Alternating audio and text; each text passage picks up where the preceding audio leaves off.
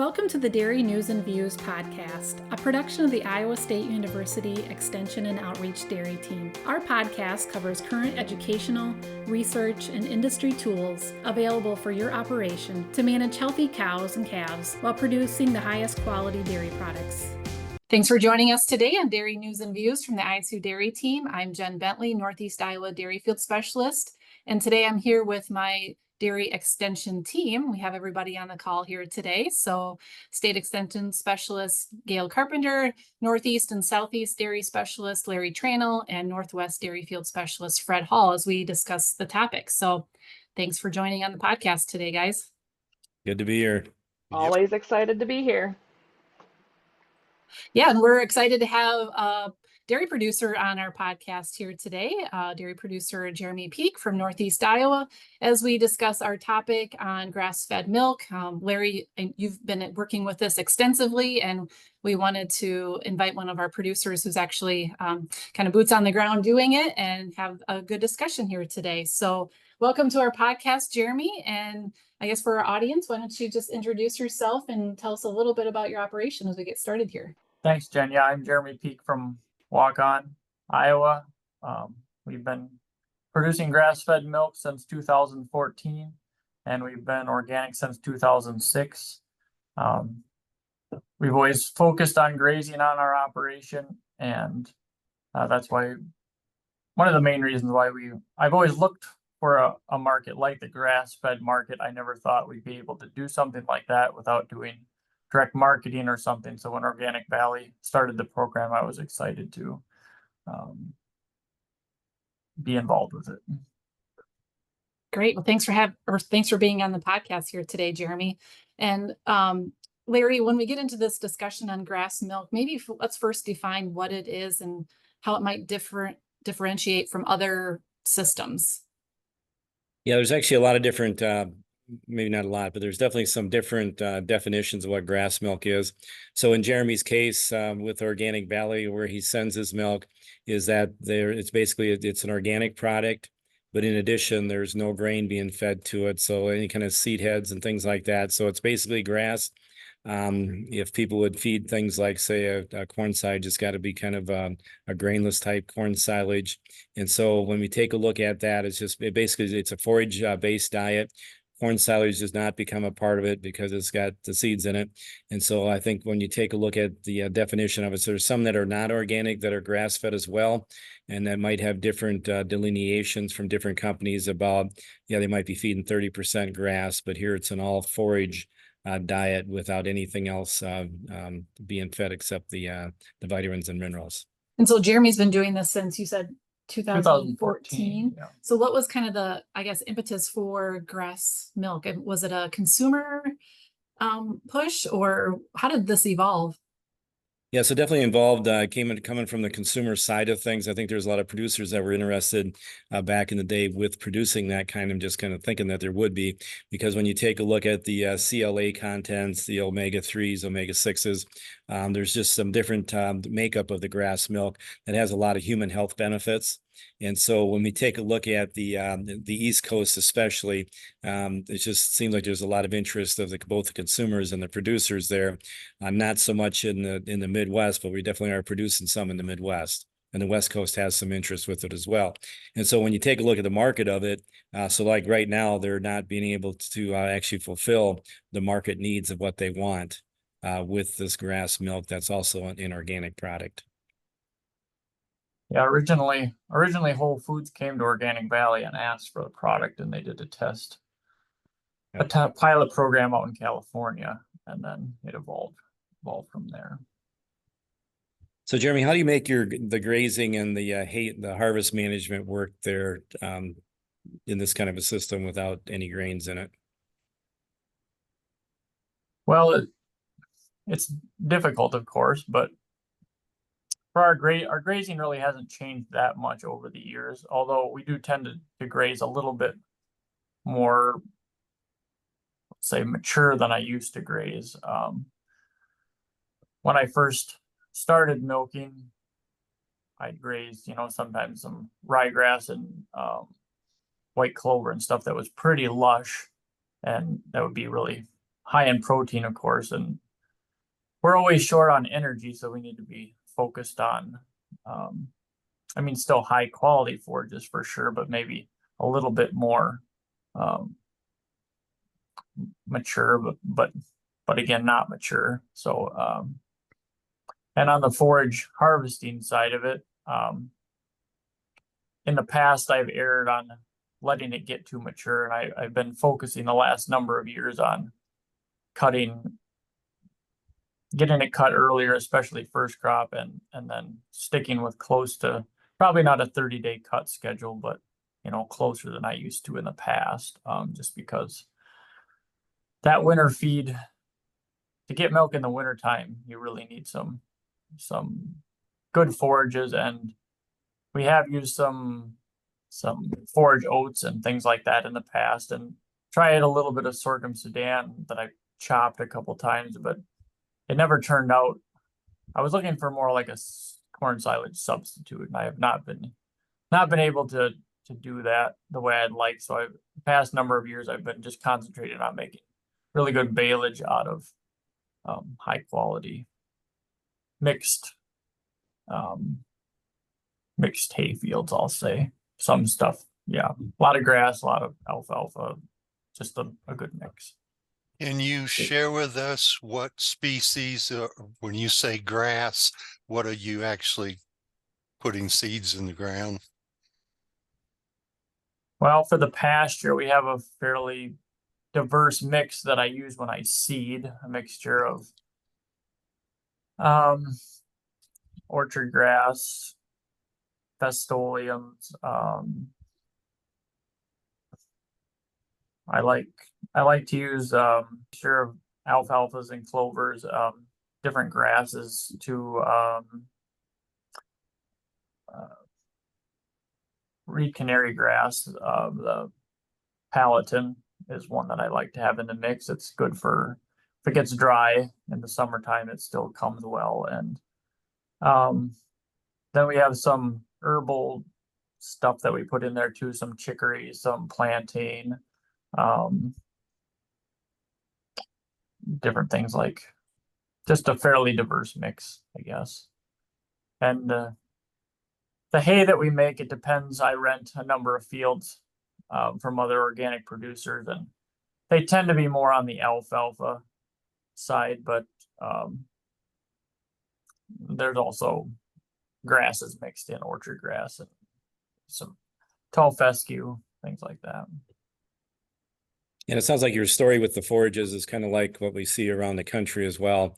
And if you are grazing too early with this stuff, you get subacute rumen acidosis. You got to have that forage scratch factor in there, and then the wintertime forages, they're trying to increase the quality of those. So definitely the story we're hearing across the country with it. So when you take a look at when you went grass fed, the drop in milk production is always a big question. What happened on your farm? We dropped some in milk, not a lot. We were only feeding about, I think it was 3 pounds of corn and 2 pounds of oats is all we were feeding to the milking herd. And we hadn't really fed grain actively to calves for a number of years before that. So on the calf side, it wasn't a huge deal. And for the cows, yeah, we lost, I can't even remember. It wasn't a big loss of milk. Nothing changed too much. I will say a big difference though was the amount of forage that we went through was a lot more in the wintertime.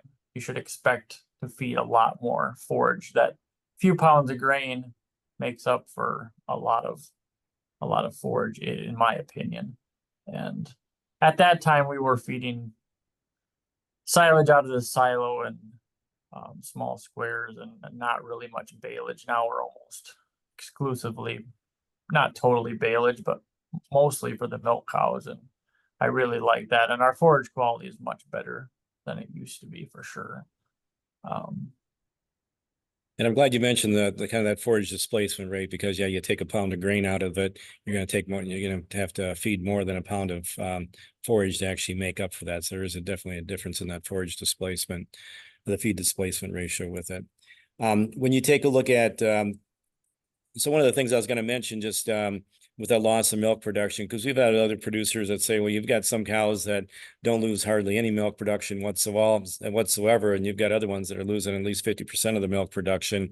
And so it's highly variable. And so I think those cattle genetics actually play a big part. But what do you do genetic wise through the breeding of your herd to try to hold up that milk production and other traits you might be looking for?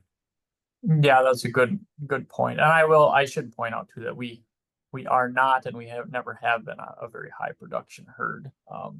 We kind of more or less take what we can get as far as inputs. Our inputs, even before we were grass fed, were pretty minimal. So it's not like we were going from a really pushed herd to switch to grass fed, because I wouldn't recommend that at all. But as far as genetics go, we're mostly just breeding Jersey. I have tried crossbreeding a little bit. I had years ago crossed Holstein Jersey crosses, and I liked some of them, and some of them I didn't like. And recently I've been crossing some with Normandy just to get a little bit, maybe keep a little bit more flesh on the cows and get a little bit beefier cow that'll maybe hold up a little better under the grass-fed conditions. I use the AAA breeding program as kind of my base. I'm not a breeder or somebody that pores over bull books a lot, so I kind of use that as a base, and then I look for short-statured cows with good feet and legs, and have good capacity to hold a lot of forage. And I guess I've been breeding for A2 for a long time, and polled, and that's kind of what I'm looking for. Okay. So soil health wise, what do you do for soil amendments, fertilization programs? How many cows do you have on per acre for your pastures? Or how many acres per cow, I guess? How many acres per cow? It probably comes out to around 2 acres, I suppose, for the milk cows. We do some harvesting on the home farm where we milk, but generally it's first crop, just to kind of set the grazing wedge up, and that's worked well. I used to let things get too far along, and except for last year, it didn't work well because I cut real early and then got so dry nothing regrew very quickly. But as far as soil amendments, we don't do a lot. I have mostly just our own manure, I guess. Okay. And I have gotten some potassium sulfate and put on some sulfur and some magnesium and some different things, but not super extensively. So rumor has it that you put in one of these big name milking parlors. How has that changed your labor efficiency? Well, it's definitely cut the milking time down, I will say that. We did milk in a 36 stall stanchion barn. So anytime we got more than 36, 37 cows, it was taking a lot of time to switch cows. And we've been milking steadily around 40 now, and it's definitely quicker. I will say there are things I like about the stall barn that I do miss, having cows where you can get at them, for breeding and things like that, and just maybe some of the cow interaction is lost in the parlor. But as far as efficiency, and it's been nice for the most part. Yes, it's a swing 10, but I'm only milking with 6 units, so I'm milking every other cow on the one side. You can fit 10 or 11 in depending on. I was kind of thinking originally I'd be able to fit 12 in, but didn't quite work that way. I just kind of filled the space that was there. And so at some point we'll probably, if we start milking more cows, put in maybe 10 units and it'll be a swing 10. But in that case, I would put in takeoffs. Right now we're still taking milkers back to the milk house to be washed. And but I think I'd have to get up to 60 or 70 cows before that would seem worthwhile, because it's pretty simple the way we're doing it now, and it wouldn't take much longer to do a couple more sides. So Now, people say that these parlors are kind of expensive, so would you mind sharing? So you put the Trans Iowa parlor in, but would you mind sharing how much that cost you to put that in? yeah, it wasn't terribly expensive compared to most constructions. We spent around, I would say probably around 16,000 on the parlor end of it, and maybe even a little bit less than that. I never did get around to doing, I've got all the numbers, I've just not figured up. Some of the stuff we spent was outside and some of it was inside. Because we built the parlor in our old stanchion barn, and so we needed housing also. So we were kind of building some housing and the parlor at the same time, so I never split out all those expenses, but somewhere around 16,000 for the parlor. And a lot of that was, cement, I suppose. So going back to the feeding, like how do you feed the minerals and any other things that are not pasture? What's your typical feeding system for the non-pastured? Our feeding system for the minerals, we use ABC Minerals, which is a kind of individual minerals fed pre-choice. So they have access to salt and a high phos mix, and then different sulfur and magnesium and copper, and that's all in a free choice feeder right outside of where they come into the parlor, and then there's one around the other side in the bunk where during the grazing season, typically we don't feed. I try not to feed too much of anything. They've been getting some small squares now for the past probably month or so, and I've fed a few round bales of some leftover third crop from last year, and some baleage that we had, like a small bale or something. But we need to probably start feeding baleage. I've been debating. I was waiting for kind of these last few hot days to be done, and then I'll probably open up a roll of baleage and start feeding that. And we're feeding that in an H bunk in the barnyard. I've got a bale slicer where I can back up and set the bale into the bunk and slice it, and then I can spread it out. And they only eat from the H bunks are up against the side of a building, which is covered with a roof. So they can only eat from the one side. It is fairly labor intensive. And I should, at some point, I'm hoping to put up a hoop building, which would have more, probably not drive-by feeding, but something a little easier to do. The body condition scoring on the cows, are they able to keep the body condition? Any reproductive issues?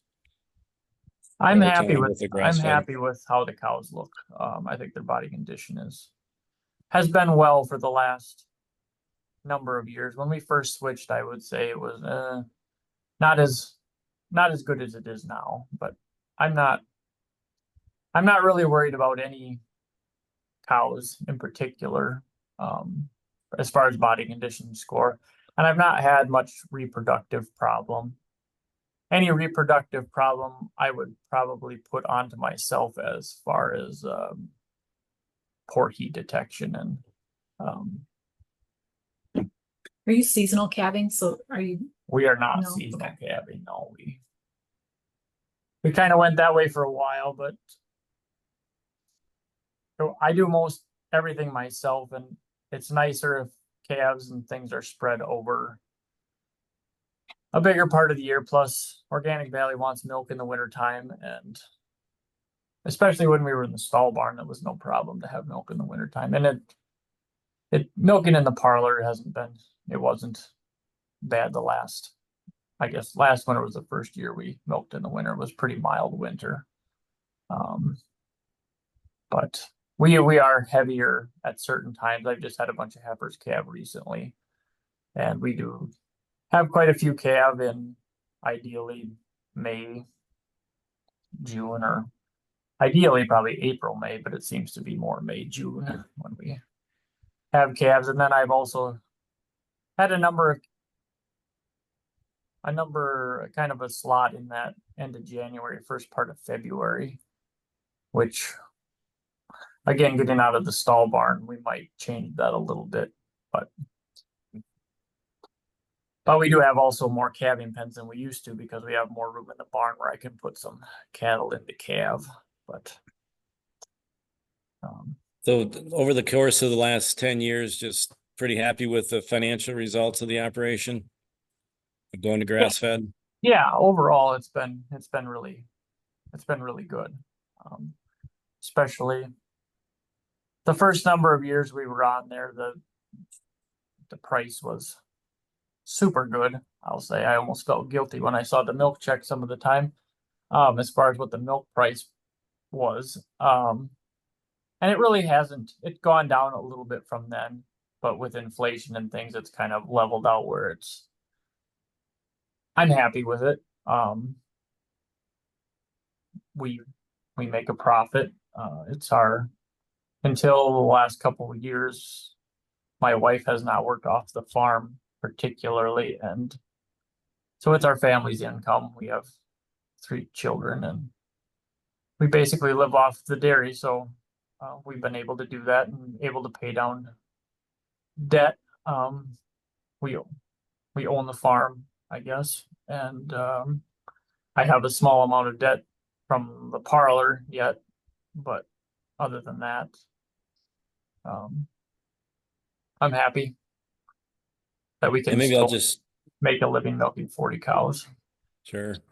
That's a nice little feat. So maybe I'll just kind of share with listeners that just as we take a look at the financial results of, grass farms compared to organic farms, compared to conventional farms over the course of some of the studies that we've done over the years. I mean, there's some years where the grass milk producers might be the highest in profitability, other years, the conventional ones. Sometimes it's just the grazing ones that are not organic or grass fed, but they're just grazing on the conventional milk price.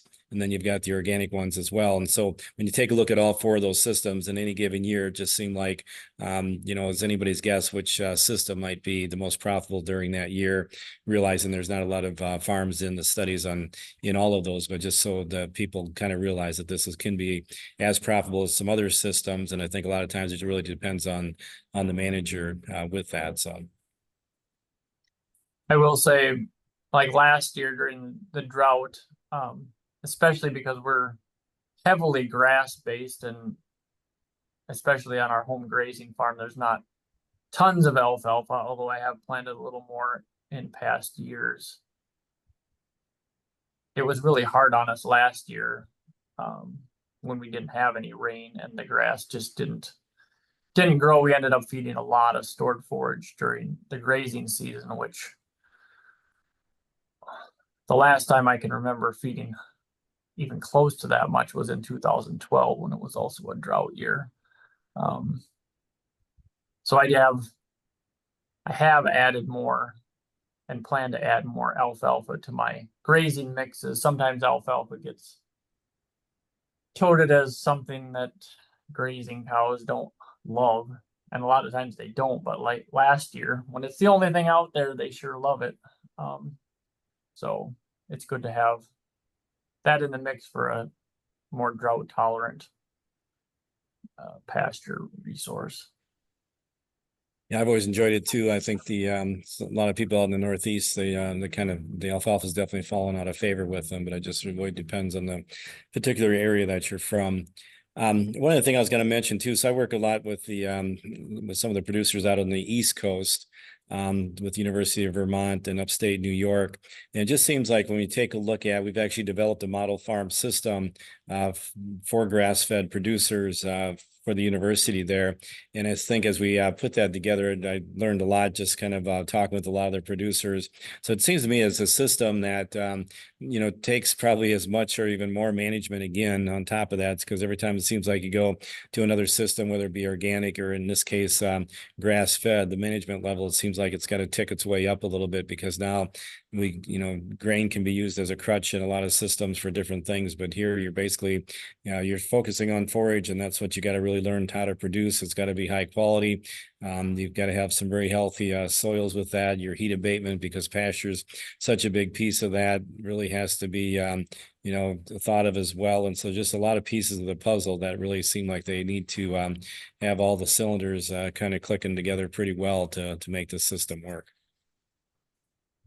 Yeah, another thing I just thought of as far as feed quality, especially in the wintertime, when you're feeding these forages, once in a while I open a row of baleage and I usually feed 3 or 4 different types of baleage so that they're getting kind of a mixture of different feeds. But I might open something expecting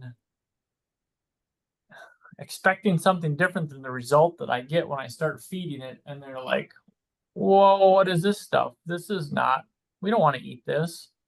And just the bunk management involved in feeding grass-fed cows.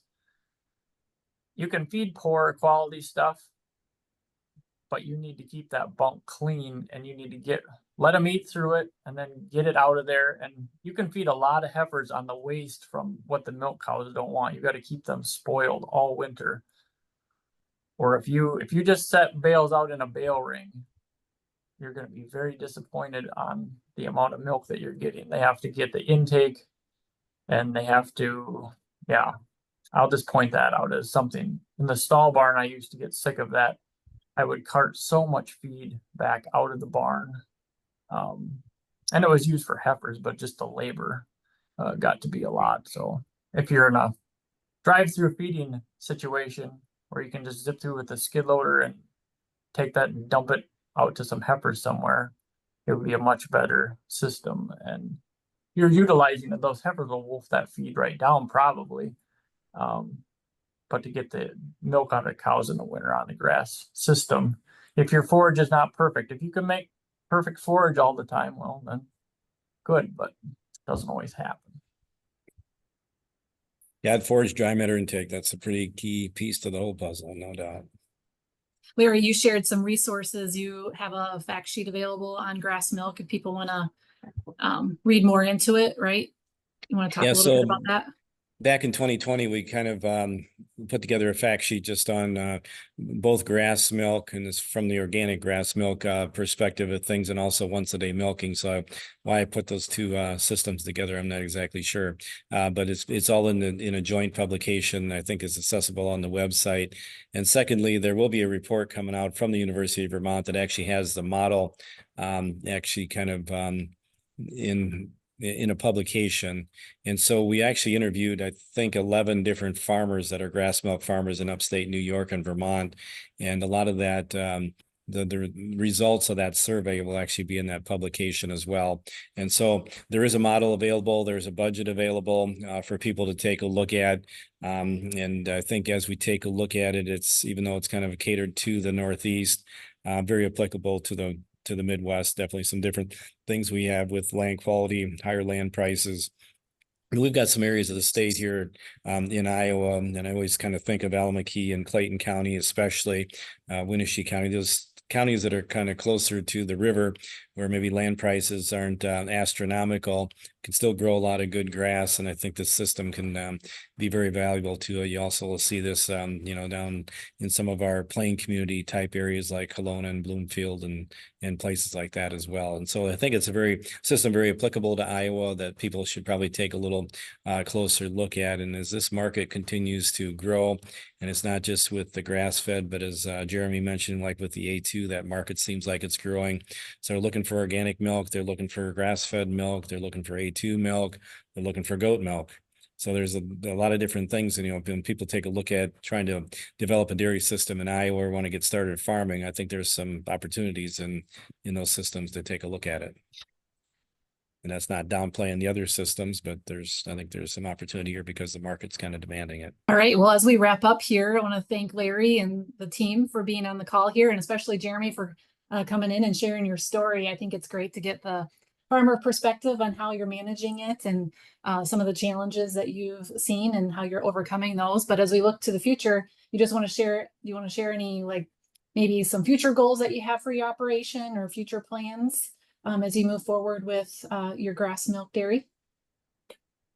Yeah, for now, I think we'll just keep going kind of as we have been. I'd maybe like to get up to milking about 50 cows and just kind of stick with what we've been doing. I guess it's a nice way to dairy as far as I'm concerned. I like it. I think there's a good future in it. They're always looking for more grass milk for Organic Valley and hopefully other markets. So yeah, I think it's been good for me, and I've enjoyed it. And Jen, I'd probably add on, I talked about this model farm. So the model farm sits like 80 cows on 160 acres, which Jeremy mentions he's got 2 acres per cow. So the model, that's kind of what the model is. And it's actually one that can be divisible. So with 40 cows on 80 acres, and you're going to be changing the numbers a little bit, but there's also, if you just double the model, then we start taking a look at 160 cows on 320 acres. Okay, so it's kind of a model that can fit a lot of different herd sizes, but that 80 cows on 160 acres, I think, is one that we try to take a look at once we take a look at just the financial returns for that. Is, okay, is there a way we can still get 6-7% return on assets with it? Can we manage 50 cows per person? Can we have a milking system that can try to get 60 to 70 cows per person through there? Can we still have a net farm income of $45,000 to $50,000 for the family that's running this operation? And so there's a lot of different financial goals that we have. And then when we take a look at milk production, Jeremy's milking some Jerseys. And so when you take a look at the Jerseys, anywhere from 6,000 to 9,000 pounds of milk per cow, it seems like it's coming out but when you start taking a look at some of the crossbreds, the medium-sized cow, or even some of the Holsteins, it's not that far-fetched for some of these grass-fed dairies to, pull out 12,000 pounds of milk, and some even a tad bit more. And that's kind of what's in this model. So you can kind of look at the model, play with the numbers, see if it might work for you. But I definitely think it's an option that more people should probably consider. Thanks for sharing that, Larry. And I'll include those links in the show notes here. So if people want to look at that further, they got that resource in hand. So any last comments from the group? I just want to say thanks, Jeremy, for sharing. It's really interesting to hear your family story and how you've been able to make it work. Thank you. I would agree that in my part of the world, we see kind of a focus on the larger dairies, and it's always interesting when I can hear something a little different. Well, we're definitely a little different even around here. There's hardly anybody that's milking 40 cows anymore. We used to, even 10 years ago, there was a lot more small dairies, but they're just, people are retiring and nobody's stepping in there, or else they're, moving up 100 or 150 cows or higher. So, all right, as we conclude here today, thanks for joining us today, and we look forward to visiting with you on the next Dairy News and Views from ISU. This institution is an equal opportunity provider. For the full non-discrimination statement or combination inquiries, go to www.extension.iastate.edu/diversity/ext.